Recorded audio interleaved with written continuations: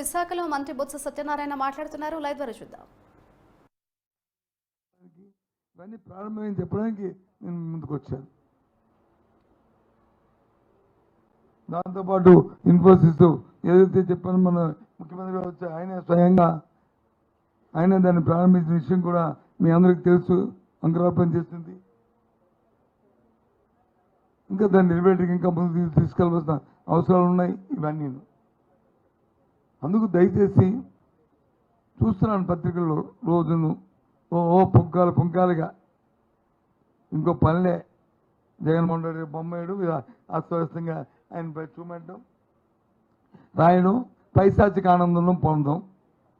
దాన్ని ఏమంటారంటే పైశాచిక ఆనందం. ఎవరు రామాచార్య గారును మన ఆంధ్రజ్యోతి రాజపైన మరి ఎందుకో నాకేది తెలియదు. ఆ ఆనందం ఏంటో దానివల్ల వాళ్ళకి ఏం ఆనందం వస్తుందో అర్థమవుతుంది. కానీ నాకు ఈ పాశవిక ఆనందాలు వాస్తవానికి అందులో రాసిన దాంట్లో ఒక్క వాక్యం వాస్తవం ఉంటే ఇట్స్ ఓకే. ఏది వాస్తవం చెప్పనండి. ఫర్ ఎగ్జాంపుల్ నేను నిర్వర్తిస్తున్న శాఖ ఎడ్యుకేషన్ విద్య, దానికి సంబంధించి ఓ 2-3 ఐటమ్స్ ఇవాళ 2-3 వచ్చాయి.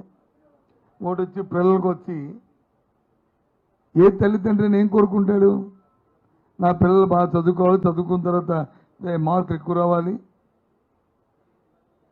ఇక రాకపోతే ఎందుకు రాలేదని తెలుసుకోవాలి, వస్తే ఇంకా బాగా ఎలా చేసుకోవాలని చూసుకోవాలని అంటారు. దానికి ఏ ప్రైవేట్ యాజమాన్యాలు కానీ వాళ్ళు ఒక ఇంట్రాక్షన్ పెట్టుకుంటారు. ఇప్పుడు అయిపోయిన తర్వాత పొక్కల కార్డు ఇచ్చినప్పుడు ఆ పిల్లల పేరెంట్స్ పిలిపించి ఇంకో మీ అబ్బాయికి వచ్చి డిస్టింక్షన్ వచ్చింది, లేదా ఫస్ట్ క్లాస్ వచ్చింది, సెకండ్ క్లాస్ వచ్చింది, మీ అబ్బాయి ఫెయిల్ అయ్యాడు, దానికి కారణాలు ఇవి అని చెప్పడం అనేది చెప్పి వాళ్ళు మోటివేట్ చేసి నెక్స్ట్ అకాడమిక్ ఇయర్ని మళ్ళీ తయారు చేయడానికి ఒక కార్యక్రమం. ఆ కార్యక్రమాన్ని ప్రభుత్వంలో కూడా చేయాలనే ఆలోచనతో ఒక 3 నెలల కిందట దీనికి అంకురార్పణ చేశాం. చేసి ఆ కార్యక్రమాన్ని వచ్చి పెట్టాం. పెడితే నిన్న వచ్చి కొన్ని పత్రికలు వచ్చి ఇది ఈ పేరెంట్స్ మీట్ పెట్టడానికి వీల్లేదు, రాజకీయానికి పేరెంట్స్ మీట్కి సంబంధం ఏంటి, పోనీ రాజకీయ నాయకులు కానీ పోనీ మేము కానీ వెళ్ళి అక్కడికి ఏమైనా పబ్లిసిటీ చేస్తామా? ఆ టీచరు ఆ పేరెంట్స్ కూర్చొని నీ అబ్బాయికి పరిస్థితి ఉందని చెప్పి బాగా చేస్తే అప్రిషియేట్ చేసి బాగా పరీక్షలో మార్కులు రాకపోతే వాడిని మోటివేట్ చేయాలి, ఇగో మీ అబ్బాయి పరిస్థితి అని చెప్పి ఆ తల్లిదండ్రులు చెప్పడం తప్ప? చెప్పండి మీరైనా సరే. ఈ కార్యక్రమాన్ని దానికి ఎలక్షన్ వాళ్ళు వచ్చి పిలిచి పెట్టి దాన్ని ఆపించారు. ఎక్కడికి వెళ్తున్నాం మనం? ఏం చేద్దాం అనుకుంటున్నారు ఈ వ్యవస్థని?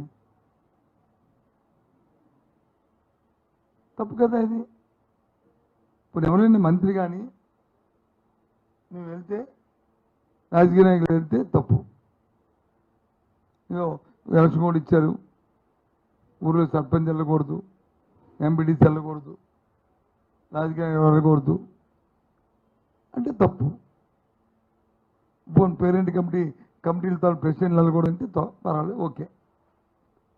పేరెంట్స్ టీచరు ఇంట్రాక్షన్ వద్దు, వాళ్ళతో కలిసి మాట్లాడుకోవద్దు అంటే, ఎన్నికలు కూడా అయిపోయిన తర్వాత మాట్లాడాలంటే అప్పుడు స్కూళ్ళు రీఓపెన్ అయిపోతాయి. దానివల్ల ఏం మెసేజ్ ఇస్తారు ఆలోచించేయండి.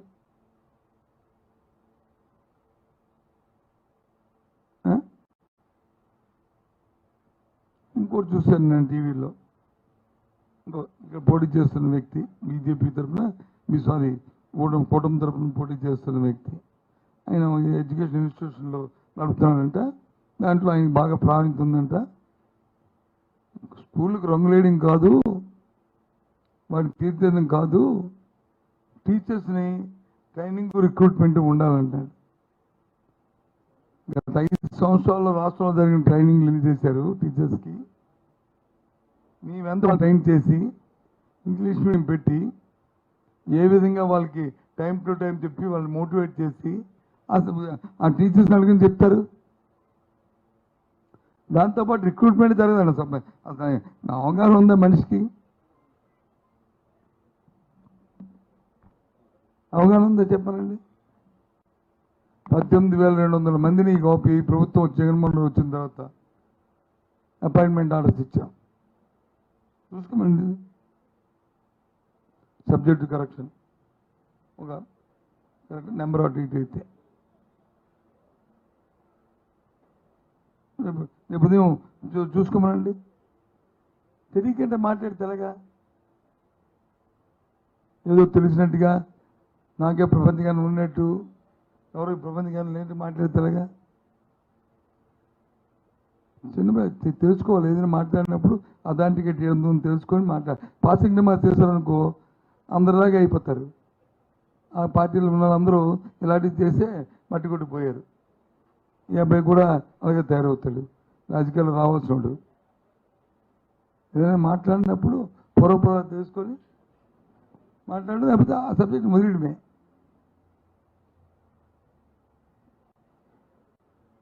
అది కరెక్ట్ కాదు. నేను మళ్ళీ చెప్తున్నాను, ఇవాళ మనకి ఇక్కడ రెండు విషయాలు. ఒకటి, ఉత్తరాంధ్ర ప్రాంతానికి వచ్చి ఏదైతే ముఖ్యమంత్రి గారు విశాఖపట్నాన్ని ఎగ్జిక్యూటివ్ క్యాపిటల్ చేస్తానని ప్రకటించారో దాని ప్రకారం విశాఖపట్నం ఉత్తరాంధ్రప్రదేశ్ ఇరిగేషన్ కోసం రాబోయే ఆన్గోయింగ్ ప్రాజెక్టులు ఏవైతే జరుగుతున్నాయో ఇంకా ఏ విధంగా దీన్ని ఇంకా అభివృద్ధి చేయబోతున్నామో నేను కూటమిని అడుగుతున్నాను. మీరు దీనికి వ్యతిరేకమా? దీనికి వ్యతిరేకమా లేదు ఇది జరగాలని కోరుకుంటున్నారో చెప్పండి. విశాఖ స్టీల్ ప్లాంట్ని మా స్టాండ్ ఏదైతే ప్రైవేటీకరణ చేస్తారో దానికి మేము వ్యతిరేకం. ఓ పత్రికలు రాస్తారు, వాళ్ళు లెటర్ చూరుకోలేదే. ముఖ్యమైన ప్రధానమంత్రి సాక్షిగా చెప్పారు, ప్రధానమంత్రిని కలిసి చెప్పారు. దానికి ప్రభుత్వం తరఫున ఏమైనా ఆ ప్రక్రియలు ఏం చేస్తే మేము ఎప్పటికప్పుడే మా తాలూకా అభిప్రాయం తెలియజేస్తున్నాము. మేము దీని గురించి ఇవాళ వచ్చి ఆ కూటమిలో చేరిపోయి ఆ కూటమితో చెప్పించండి. మీరు భారతీయ జనతా పార్టీ నాయకత్వంతో చెప్పించండి. మేము చేయట్లేదని చెప్పి ఎందుకు చెప్పించలేకపోతున్నారు? ఎందుకు చంద్రబాబు నాయుడు మొన్న వచ్చినప్పుడు దాన్ని మేము మాట్లాడలేదు? తిరిగి అంటే అందుకే కలిసామంటాడు. ఆ తాతయ్య గారు ఉన్నప్పుడు అంట మేము నేతలు తాగాము అంటే ఇప్పుడు చెప్తాడు. ఏం చెప్తాడు?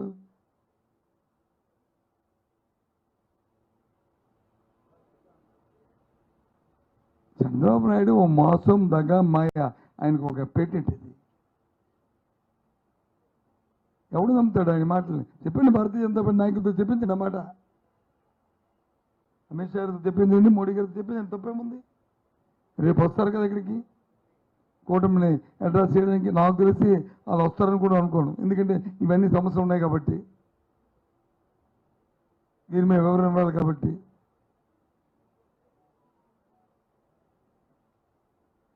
తప్పించి తిరుగుతారు.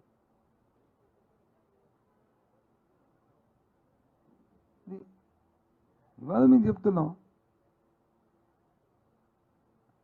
కాబట్టి మళ్ళీ మేము ముందుకు ఎందుకు వచ్చారంటే, ఇవాళ విశాఖ నేతృత్వంలో రాబోయే 10-20 సంవత్సరాల్లో ఈ దేశంలోనే అగ్రగామిగా ఈ పట్టణం తయారవబోతుంది.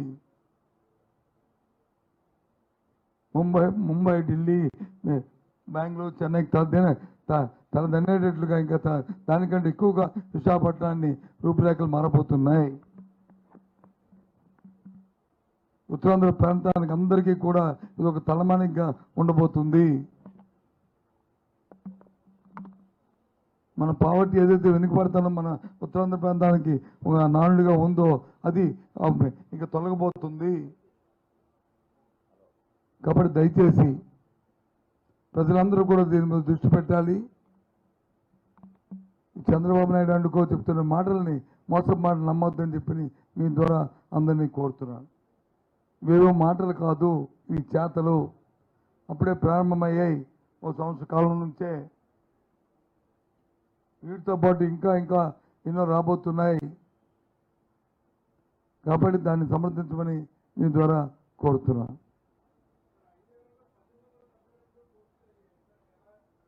$1800 కాదు, 18,000 వందల.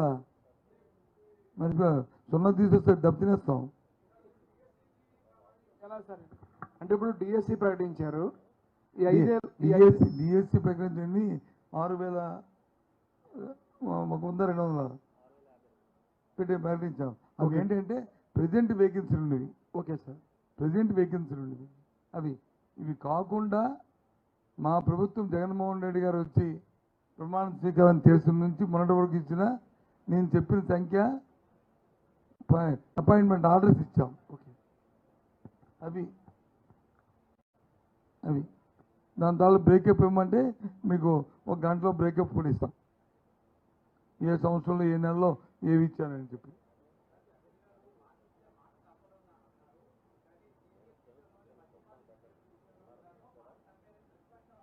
ఇదమ్మా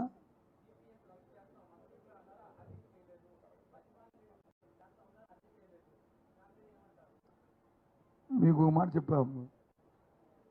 ఎన్నికల ప్రణాళిక ప్రకటించినప్పుడు 100% మేము దాన్ని అమలు చేస్తాం. ఒకవేళ ఏదైనా చేయలేదు, ఒకటో రెండు ఉంటే అది సాధ్యం కాకపోతే ప్రజలు బహిరంగంగా ఇది చేయలేకపోతున్నాము, మమ్మల్ని అన్యదా భావించొద్దు, దీనికి ప్రత్యామ్నాయం చేస్తామని చెప్తామనే విషయాన్ని కూడా చెప్పాం.